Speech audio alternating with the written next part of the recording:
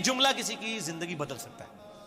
آپ دیکھیں نا، اوس اور خزرج کی جب لڑائیاں ہوتی تھی یہودیوں کے ساتھ، یہ جنگجو لوگ تھے، ہمیشہ جیت جاتے تھے، تو یہودی کہتے تھے بچو جی اونٹتے تسی جیت جاندے ہو، جب آخری نبی آئیں گے نا ہم ان کے ساتھ ملیں گے، پوری دنیا کو فتح ہم کریں گے، تو پھر ہمارا مقابلہ تم نہیں کر سکو گے۔ یہ یہودی ان کو تڑی لگاتے تھے۔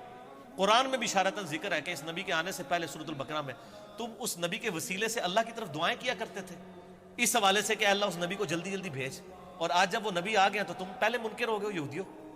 اچھا،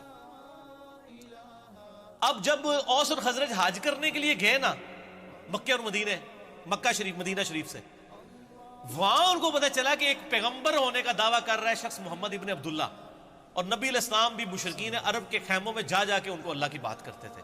حج کے موقع کے اوپر چونکہ پورے عرب سے لوگ آتے تھے، حضور کہتے تھے چلو یار انہوں نے میری بات نہیں سنی، یہی سن لیں۔ جس طرح ہم کہتے ہیں چلو یار جہلم کے لوگوں نے سنی، آپ یوٹیوب پہ ویڈیو بنا کے ڈال دیں، تو پوری دنیا نے سن لی، آپ جہلم والوں نے بھی دیکھا دیکھی سننی شروع کر دی۔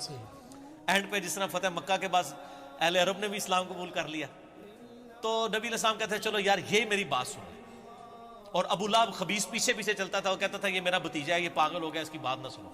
نبی علیہ السلام پھر بھی ڈٹائی کے ساتھ بات کرتے جا رہے ہیں کرتے جا رہے ہیں، پورے ڈٹے ہوئے اپنے اس حق کے اوپر۔ تو وہاں پہ اوس اور خزرج نے جب سنا نا، انہوں نے کہا یار یہ تو لگتا ہے وہی نبی ہیں جن کے بارے میں یہودی ہمیں تڑی لگاتے تھے کہ ہم اس کے اوپر ایمان لائیں گے اور ہم پوری دنیا پہ قبضہ کر لیں گے۔ تو انہوں نے کہا پہلے اس سے کہ یہودی ان پر ایمان لائیں، ہم کیوں نہ مسلمان ہو جائیں۔ وہ ہدایت جو ڈائریکٹلی یہودیوں کی کتابوں میں تھی، وہ انڈائریکٹلی اوس اور خزرج کے لیے اسلام قبول کرنے کا سبب بن گئی، اور یہودی مر گئے۔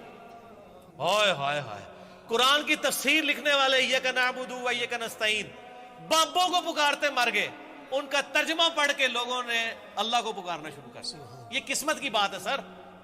اوس اور خزرج نے اسلام قبول کیا، اور سر رومن اور پرشین امپائر پھر ان لوگوں نے گرائی ہے۔ اوس کے سردار تھے سیدنا سعد ابن معاذ، جن کے بارے میں بخاری میں حدیث ہے اللہ کا عرش بھی ہل گیا ان کی وفات پہ۔ غزوہ خندق پہ ان کو تیر لگا تھا نا، عمر سیریز میں سر انہوں نے وہ منظر فلمایا ہے، تو وہ رگ جاری ہو گئی تھی ان کی، تو اسی پہ ان کی شہادت ہوگی۔ اور سعد ابن عبادہ وہ خزرج کے سردار تھے، جو 155 اصحاب صفا کا کھانا ان کے گھر سے روزانہ جاتا تھا۔ ٹھیک ہے، حضرت ابو دردہ، حضرت ابو ہریرہ، ان لوگوں کی فائنینشل سپورٹ کرنے والے حضرت سعد ابن عبادہ تھے رضی اللہ تعالیٰ۔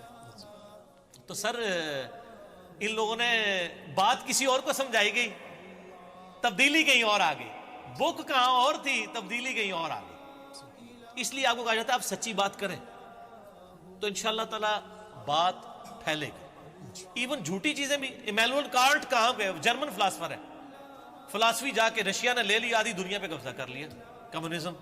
ٹھیک ہے، تو جھوٹی بھی نظریات محنت کہیں نہ کہیں رنگ دکھا دیتی ہے۔